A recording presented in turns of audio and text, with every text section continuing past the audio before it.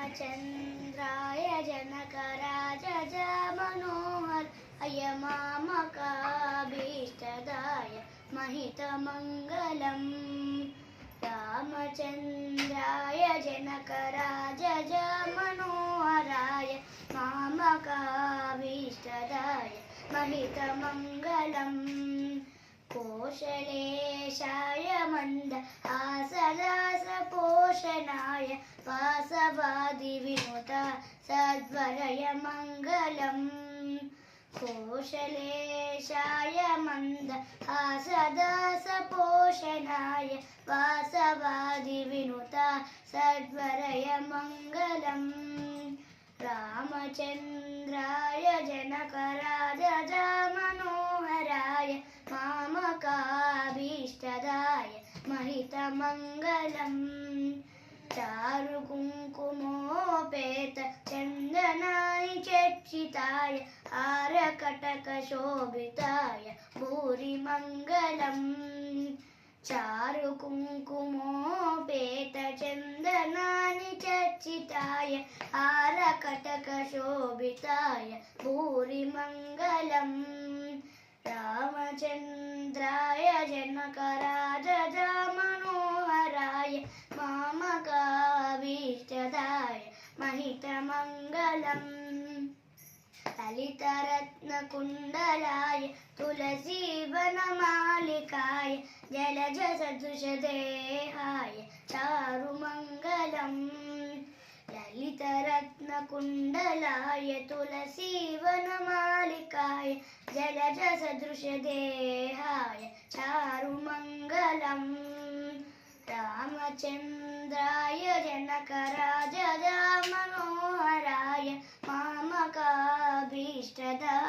महितमङ्गलम् पुण्डरीकाक्षाय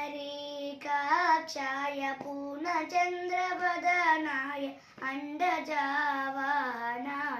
अतुलमङ्गलम् पुण्डरीकाक्षाय पूर्णचन्द्रवदनाय अण्डजावाहनाय अतुलमङ्गलम् रामचन्द्राय Janakraj Manoharrai मामकाभीष्टदाय महितमङ्गलम् Devaki सुपुत्राय देवदेवोत्तमाय भावजा गुरुवराय भव्यमङ्गलम् Devaki सुपुत्राय देवदेवोत्तमाय भावजा गुरुवराय भव्यमङ्गलम् रामचन्द्राय Janakraj Manoharrai मामकाभीष्टदाय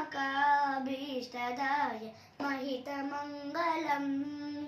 विमलरूपाय विविधवेदान्तवेद्याय सुमुखचित्तकामिताय शुभदमङ्गलम्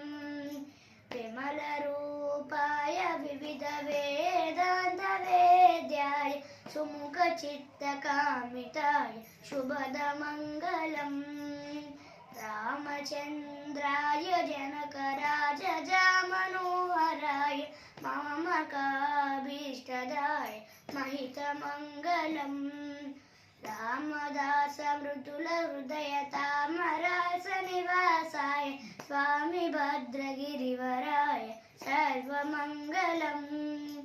रामदासमृदुलहृदयतामरासनिवासाय Swami भद्रगिरिवराय सर्वमङ्गलम्